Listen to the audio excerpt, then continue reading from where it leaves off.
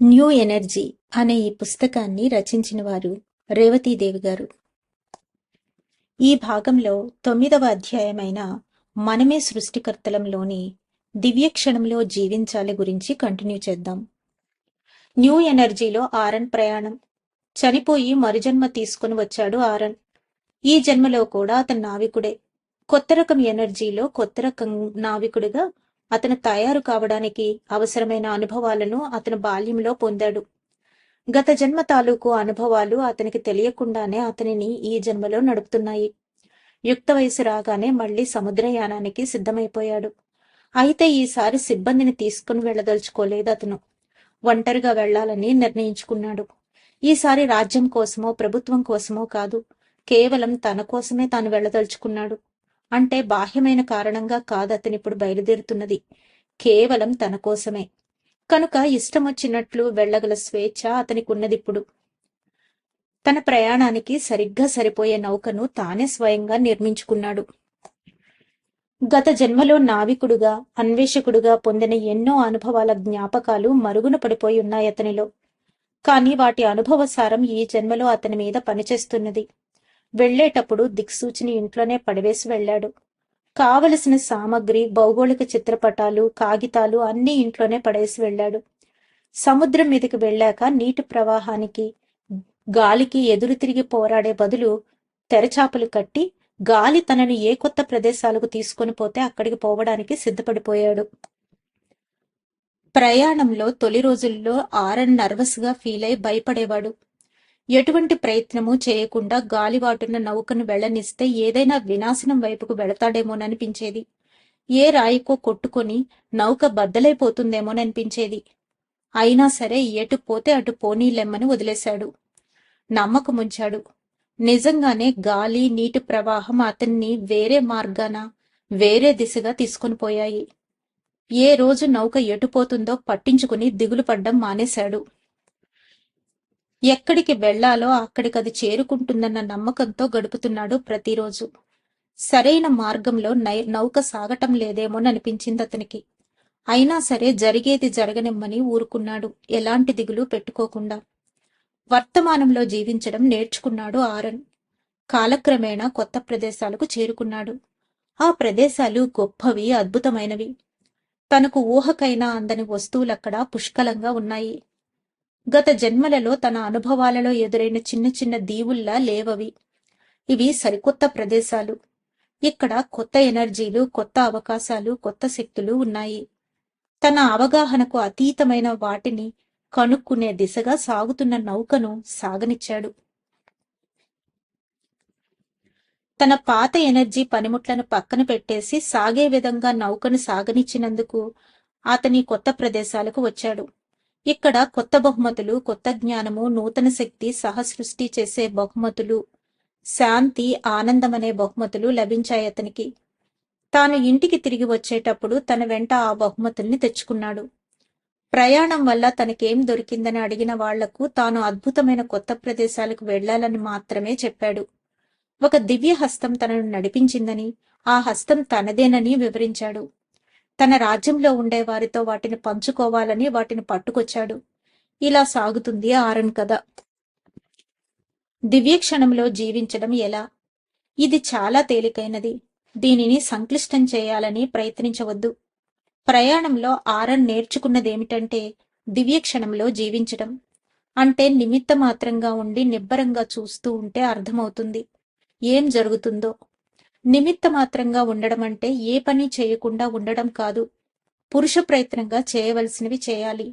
కానీ ఎలాంటి భయాందోళనలు లేకుండా ప్రశాంతమైన మనసుతో నిబ్బరంగా ఉండి చేయాలి. ఇది ఎంత తేలికైనదో అంత శక్తివంతమైనది. శూన్యంలో భవిష్యత్తును నిర్మించుకుంటూ ఎన్నో జన్మలు గడిపాము. రేపటి రోజు గురించి ఆలోచిస్తూ గడిపాము. ఇంతవరకు అలా గడపడం సబబే. అయితే మనం సృష్టికర్తలం అయ్యే కొద్దీ దివ్య క్షణాలలో జీవించడం ఎంత అవసరమో తెలుసుకుంటాము. ఎన్నోసార్లు మనసు లాగుతుంది భవిష్యత్తు గురించి ఆలోచించమని, రేపటి గురించి భయపడాలనిపిస్తుంది. కానీ దివ్య క్షణంలో జీవించడంలో చాలా శక్తి ఉన్నదని అర్థమవుతుంది అనుభవంలో. భవిష్యత్తు గురించి ఆలోచించకుండానే మనం సృష్టికర్తలం ఎలా కాగలమో మనకిప్పుడు అర్థం కాదు. అన్నింటినీ యథాతథంగా అంగీకరిస్తూ మన మానవతత్వాన్ని స్వీకరించి దివ్యక్షణంలో జీవించడం నేర్చుకుంటే మనం ఊహించని ఎనర్జీలోనికి వెళ్ళిపోతాము. మనలో నూతన శక్తిని గుర్తిస్తాము. అయితే దివ్యక్షణంలో జీవించడం ఎలా? దివ్యక్షణంలో మంచి చెడులు అనే అంచనాలు ఉండవు. దివ్యక్షణం ప్రశాంతమైనది, పరిపూర్ణమైనది, మనల్ని శుభ్రపరిచి ప్రేమతో నింపేస్తుందది. అది భవిష్యత్తు గురించి ప్లాన్లు వేయదు. గతం దానిని వెనక్కు లాగదు. వర్తమానంలో మాత్రమే జీవిస్తుంది. అవసరాలనేవి ఉండవు కనుక ముందుగా ప్లానింగ్ అనేది ఉండదు. ప్లానింగ్ లేదు కాబట్టి అలా జరిగితే, ఇలా జరిగితే అని కంగారు కలుగుతుంది.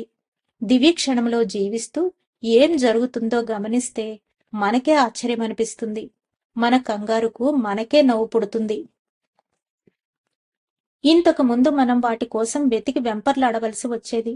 మనం వాటిని వెతికేవాళ్లం. మన వాస్తవంలోనికి వాటిని బలవంతంగా తెచ్చుకునేవాళ్లం. ఇప్పుడు ఆ పరిస్థితి మారిపోయింది. మనం దివ్యక్షణంలో ఉండగా ఒక కొత్త రకం ప్రకంపన మన నుండి వెలువడుతుంది. తగిన పరిస్థితులను అదే మన వైపుకు ఆకర్షిస్తుంది. మనలోని ద్వంద్వాల ప్రకంపనలో ఇప్పుడు సమైక్యత ఏర్పడుతున్నది. రెండూ కలిసి అందంగా శృతవుతాయి. అప్పుడు ఒక కొత్త బ్యాలెన్స్ ఏర్పడుతుంది. మనకు అవసరమైనవి, మనకు సరిపోయేవి అన్నీ మన దగ్గరికే వస్తాయి. మనం వాస్తవాన్ని సృష్టిస్తూనే ఉంటాం ఇప్పుడు కూడా. అయితే కొత్త తరహాలో, శక్తివంతమైన విధానంలో సృష్టిస్తాము. ఈ కొత్త బ్యాలెన్స్ ప్రభావం మన డిఎన్ఏ మీద పడుతుంది. డిఎన్ఏలో ద్వంద్వాల సమైక్యత ఏర్పడేసరికి అది మనకు అవసరమైన వాటిని మన దగ్గరకు ఆకర్షిస్తుంది. గతం తాలూకు గాయాలను హీల్ చేస్తుంది. మనలో ఏ ప్రాసెస్ వల్ల వయసు పెరుగుతుందో ఆ ప్రాసెస్ ను రివర్స్ చేస్తుంది. భౌతికమైన, ఎమోషన్స్ పరమైన గాయాలను మాన్పుతుంది. డిఎన్ఏ నిర్మాణంలో మార్పులు. మనకు తెలిసినంత వరకు డిఎన్ఏలో 2 పోగులున్నాయి. అవి కాకుండా కనీసం 10 ఉపపోగులున్నాయి. ఒక్కో ప్రధానమైన పోగు చుట్టూ 2 పోగులు చుట్టుకొనుంటాయి. ఈ పోగుల కట్ట చుట్టూ ఇతర అయస్కాంత డిఎన్ఏ పోగులు చుట్టుకొనుంటాయి. మనలో ఎన్నో మార్పులు వస్తున్నాయి. మనం దివ్యక్షణంలో జీవించటం మొదలు పెట్టేసరికి మనలో దివ్యత్వం పెంపొందుతుంది. మనలోనూ మన చుట్టూనూ ఉన్న ద్వంద్వత్వపు లక్షణమే మారిపోతుంది.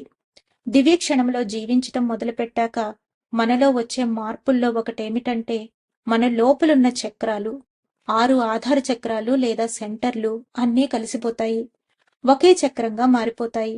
దివిచక్షువుతో చూడగలిగే వాళ్ల దగ్గరకు వెళితే వాళ్లకు మన లోపల అసలు చక్రాలనేవే కనబడవు. అది చూసి వాళ్లకు మతిపోతుందని చెప్తూ నవ్వుతాడు టోబయాస్. ఏం జరుగుతుందో అర్థం కాదట వాళ్లకు. అటువంటి వాళ్ల దగ్గర ఈ విషయాన్ని గొప్పలు చెప్పుకోవద్దు అంటాడు. భౌతికంగా మనలో వచ్చే మార్పులు మన రక్తంలోనూ మన డిఎన్ఏలోనూ కనబడతాయట. కేవలం మన ఎనర్జీని విశ్లేషణ చేసే వాళ్లకే కాదు, మైక్రోస్కోప్తో పనిచేసే వాళ్లకు కూడా కనబడుతుంది.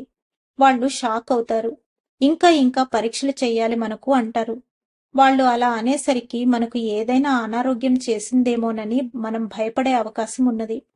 భయపడాల్సిన అవసరం లేదు. దివ్యక్షణంలో ఉండిపోతే చాలు. మనకు అభ్యంతరం లేకపోతే వాళ్ళు చేసే ఎన్ని పరీక్షలకైనా సిద్ధం కావచ్చు. సూక్ష్మమైన మార్పులు మన కణ నిర్మాణంలోనూ అలైన్మెంట్లోనూ కనపడతాయట వాళ్లకు. మనం రక్తంలోని ఎర్ర రక్త కణాల, తెల్ల రక్త కణాల బ్యాలెన్స్ లోనూ తేడా కనబడుతుందట. రోగాన్ని నిరోధించి హీలింగ్ చేసే కొత్త రకం కణాలను మన రక్త కణాలు ఆకర్షించడం కనబడుతుందట. మన మూలంలో మన తత్వం యొక్క ఫ్రీక్వెన్సీ మారిపోతుంది. ఇదంతా జరగాలంటే మనం కొంత సాధన చేయాలి. ఎటువంటి పరిస్థితులు ఎదురైనా అందులోనికి ఎమోషనల్ గా అయినా సరే దూకేసి దిగులు పడిపోకుండా పిట్టగోడ వెనకాల నిలబడాలి. మన మానవతత్వాన్ని ఆదరించి స్వీకరించాలి. మనిషిగా ఉన్నందుకు గర్వపడాలి. దివ్య మానవులమైనందుకు గర్వపడాలి. ఇంతవరకు ద్వంద్వత్వంలో ఉంటూ వచ్చాము. అక్కడి నుంచి తిరిగి ఏకత్వంలోకి వెళ్లబోవడం లేదు. సరికొత్త ఎనర్జీని చూడబోతాము. ఇప్పుడు దివ్యక్షణంలో ఉండడం అలవరుచుకునే కొద్దీ మనం 4ను గమనిస్తాము. మనం ద్వంద్వత్వం వదిలించుకోవడం లేదు. ద్వంద్వాలకు అతీతంగా సాగుతున్నాము. ఒక కొత్త రకం డైమెన్షన్లోకి వెళ్తున్నాము. ఈ 4 సంఖ్య ముఖ్యమైనది అవుతుంది. మనం అంతర్గతంగా మారుతున్నాము. కొత్త అవగాహనకు, న్యూ ఎనర్జీకి బాట వేస్తున్నాము. కొంచెం ప్రయత్నిస్తే చాలు, ఎంతో ఫలితం కనబడుతుంది. ఈ సంఖ్య 4 పాలరాళ్ల గురించి చెప్పుకున్నప్పుడు అర్థమవుతుంది మనకు. మనలో దివ్యత్వాన్ని సమైక్యపరుచుకోవాలి. న్యూ ఎనర్జీలో మనం సృష్టికర్తలం ఎలా కావాలో, మార్గాన్ని ఎలా వేయాలో, తర్వాత వాళ్ళు ఉపయోగించుకోవడానికి న్యూ ఎనర్జీ టెంప్లెట్లను ఎలా తయారు చేయాలో ఇవన్నీ మనం అర్థం చేసుకుంటాము. అందుకే మనల్ని న్యూ ఎనర్జీ టీచర్లు అంటున్నారు. ఈ జన్మ తీసుకోవాలని మనం వస్తుంటే ఆవల వైపు వాళ్ళు చాలా ఏడ్చారట. మన అన్ని జన్మల్లోకి ఇది చాలా కష్టమైన జన్మ కదా మరి. చాలా కష్టమైనది, చాలా వేగంగా సాగేది, ఎంతో వేగంగా మార్పులు చెందేది ఈ జన్మ. మనల్ని ఇప్పుడు విడిచి వెళ్ళిపోతున్న మన ఈ జన్మ కోణానికి తెలిసినట మనమిక ఎన్నడూ తనలాగా కష్టాలు ఎదుర్కోమని. ధన్యవాదాలు మాస్టర్స్. 9వ అధ్యాయమైన మనమే సృష్టికర్తలం లోని మిగిలిన భాగాన్ని రేపు తెలుసుకుందాం. అంతవరకు సెలవు తీసుకుంటూ పద్మజ.